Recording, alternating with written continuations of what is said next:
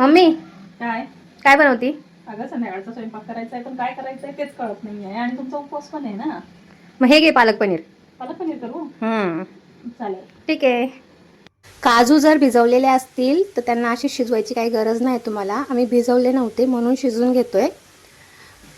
टमॅटोची puree करून घ्यायची आपल्याला. त्याआधी आपण टमॅटो गॅसवरती असा भाजलेला आहे आणि त्याचं जे काही काळं साल झालं आहे ते काढून घेऊ. एकदा ट्राय करा तुम्ही, असा टमॅटो भाजून प्युरी करा, छान लागते. भाजलेला टमॅटो, लसूण, काजू, आता हे आपण मिक्सरमध्ये फिरून घेऊ. हिरवी मिरची, स्वच्छ धुतलेली पालक, थोडीशी साखर टाकतोय आपण.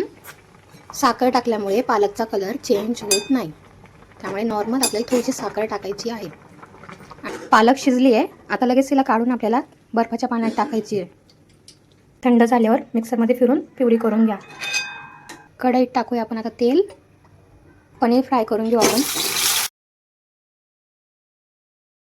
रेसिपी आपली 1 पॉट रेसिपी होणार आहे, त्यामुळे सगळंच एका कढईमध्ये करतोय.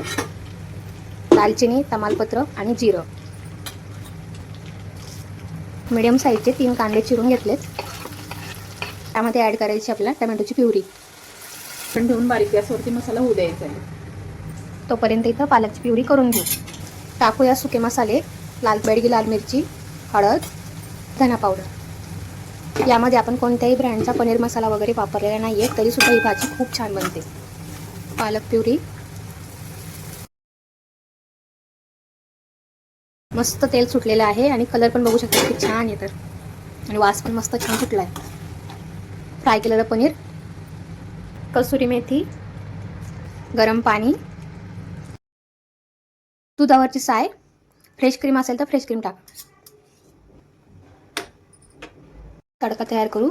बटर असेल तर बटर, नाही तर गावरान तूप, थोडंसं हिंग, बारीक चिरलेलं लसूण, सुकी मिरची.